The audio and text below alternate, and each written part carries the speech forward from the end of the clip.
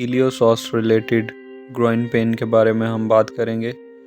Iliopsoas is the primary hip flexor और iliopsoas iliacus और psoas muscle से मिलकर बना होता है। इलियाकस जो कि iliac fossa in the pelvis से ओरिजिनेट करता है और दूसरा सॉस मसल जो कि सॉस राइज करता है from the vertebral bodies of T12 and L1 to L5 and the intervertebral disc. ये दोनों मसल्स आपस में कन्वर्ज करते हैं डिस्टली, जिसकी वजह से इलियोसॉस मसल बनता है। और इलियोसॉस मसल जितनी भी लॉन्ग स्टैंडिंग ग्रॉइन इंजरीज हैं उनमें इलियोसॉस के रिलेटेड भी एक पेन आती है। इलियोसॉस के रिलेटेड जो ग्रॉइन पेन होगी ये interior part of proximal thigh के ऊपर होगी और ये interior part of proximal thigh के ऊपर जब ये पेन आएगी तो उसकी बेस पे हम इसका जो डायग्नोस्टिक क्राइटेरिया है वो क्या रखेंगे।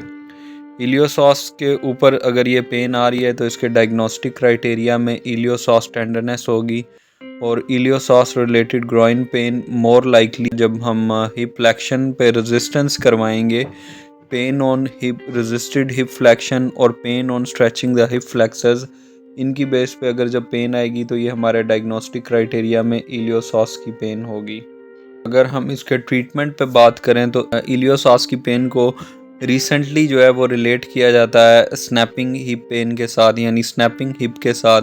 तो मोस्टली जो लिटरेचर है वो हिप आर्थ्रोस्कोपी की तरफ चला गया है कि स्नैपिंग हिप हो रही है तो उसके लिए आर्थ्रोस्कोपी ज़रूरी है।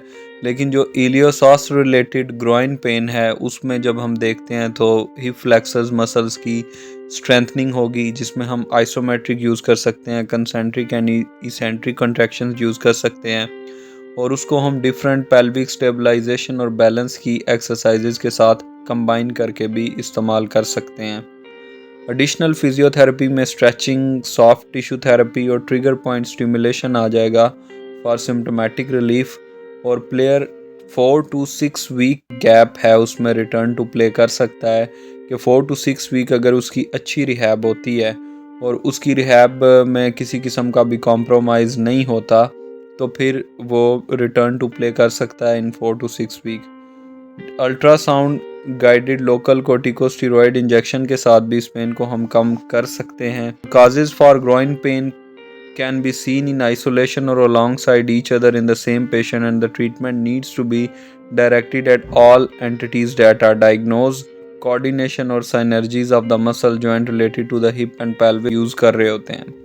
इसी तरह एक कंडीशन होती है जिसे हम इंटरनल कॉक्सा सैल्टेंस यानी कि स्नैपिंग सॉस बोलते हैं, जिसमें पेशेंट को स्नैप की साउंड आती है जब भी वो ग्रॉइन रीजन में कोई एक्टिविटी करता है तो उसे लगता है कि स्नैप हो रहा है। अगर तो स्नैपिंग अनकंफर्टेबल है और पेनफुल है तो उसको हम स्ट्रेंथनिंग और स्ट्रेचिंग प्रोग्राम के साथ ठीक कर सकते हैं। ज़रूरी नहीं कि आप हिप आर्थ्रोस्कोपी की तरफ जाओ, आप स्ट्रेंथनिंग और स्ट्रेचिंग एक्सरसाइजेस से भी उसको ठीक कर सकते हो।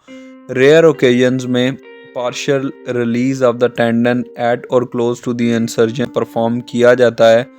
इसी तरह सर्जरी भी करते हैं, ओपन और आर्थोस्कोपिक या एंडोस्कोपिक प्रोसीजर्स वो करते हैं, जिसकी वजह से ये इलियोसॉस रिलेटेड या स्नैपिंग इंटरनल कॉक्सा सैल्टेंस जो स्नैपिंग हिप है वो चला जाएगा।